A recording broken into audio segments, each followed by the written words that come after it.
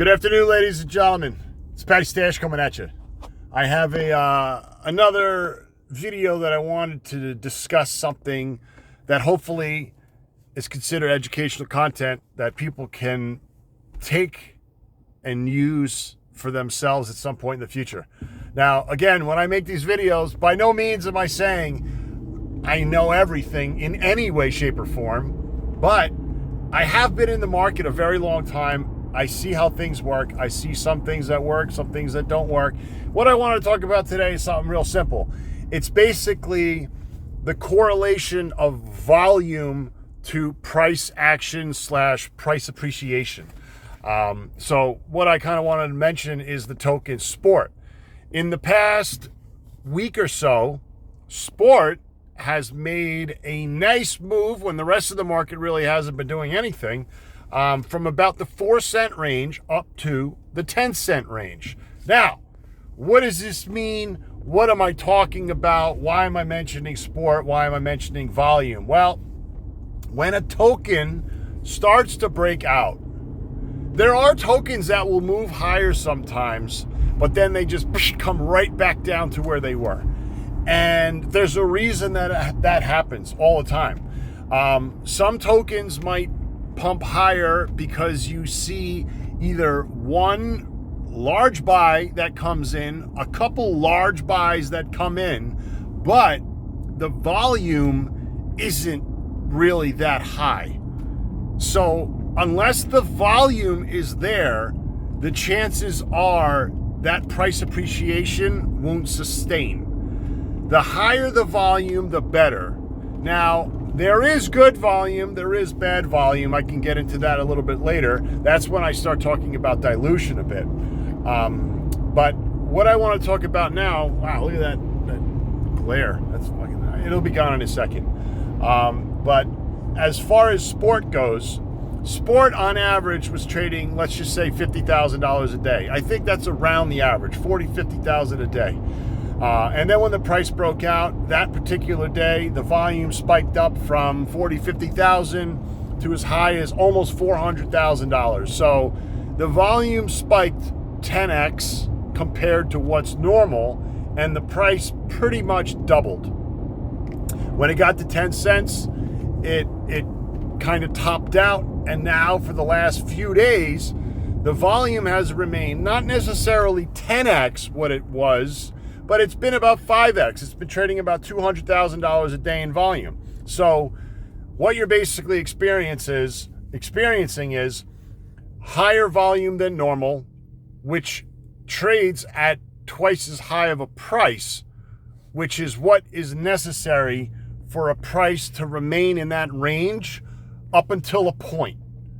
That point is that the volume either completely dies. Then what happens is when the volume dies, think of the mindset, the mental outlook of, this thing just went up 100%. Now the volume is dead. I'm going to try to take some profits because if the volume's not there, the price can't sustain. And that's the truth. So what I want to talk about regarding price correlation to volume is when a token breaks out, the volume spikes. As the token starts to go sideways, you will almost always notice the volume begins to deteriorate. Okay? So I mentioned before, you need to have much higher volume for the price to appreciate and remain up in that range. And as I've said, as the week has gone by, the volume has begun to diminish, okay? So as that volume is slowly starting to diminish, what's happening to the price? It's remaining constant. So you're seeing a declining volume with a constant price, which is exactly what you want to be seeing, and that's exactly what we are seeing for sport. So today is the first day the volume is under $100,000, okay? What's happening to the price? It's remaining constant. It's in that 9 to 10 cent range, which is where you want it to see as a continuation pattern develops. So now what I could see playing out is two scenarios. Either the price goes up, the price goes down. Why is that going to happen? How's that going to happen? What's going to lead to that happening? Well, for one thing, This is one thing that I was talking about previously with the 15-minute chart as the price kept pumping. But now that it's peaked, it's time to scale out. 15-minute chart doesn't really mean much anymore. Those indicators have already reset.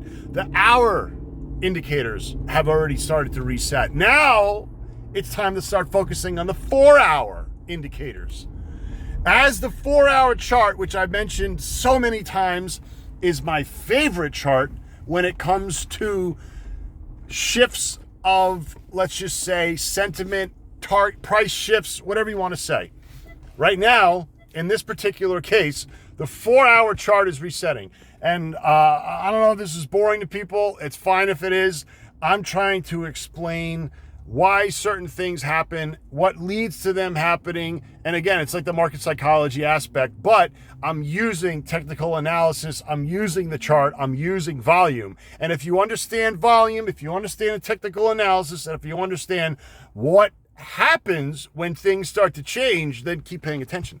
Because right now, volume is deteriorating. You see me make these charts a million times where the price goes up, then it starts to go sideways, volume starts to decline. That's what you want. That's what you want to be having for a token that's essentially in a holding pattern, waiting to see where does it go next. So the market itself has been imploding. Ethereum was at $4,500. Now it's down to like 3,800. So while Ethereum has been going down, sport has been going up, and it's been going sideways as the market continues to go down, which is a good thing. So now there's a couple different factors that could lead to sport going much higher. And when it does, previously went from 4 cents to 10 cents, which is what, 150%? No. Well, it's over 100% because from 4 to 8 is 100, and then 150%, 133%. Anyway, I can't think right now. I'm focused on what I'm trying to say. But the price is up, and it went from, let's just say 5 to 10. That's a double, right? So then what's another double? 10 to 20. But that's exponentially higher. So essentially, what we want to see at some point is Ethereum start to pump again. Because if Ethereum starts to pump, let's just say 5 or 10%, it's going to give sport that boost so that it gets above that 10 cents threshold, which then breaks out the chart on a macro level, or let's just say in the 4-hour, which then will likely lead to a breakout. Because if 10 cents is your resistance and you break 10 cents, it's considered a breakout. But in order for that breakout to matter or to sustain, what you need to see is a big spike in the volume. Boom, got it. So if previously the volume was $300,000 or $400,000, we'd love to see $600,000 to $800,000. So if the price went from 5 to 10 and it took $300,000 or $400,000 for it to go from 10 to 20, you want $600,000 to $800,000. And what's going to happen is, because it's crypto, because I love crypto, I love the way people think, going from 10 to 20 is a double. But if you owned it from 5 cents, you go from 5 to 10 to 15 to 20. So you get 300% instead of just 100%. Make sense?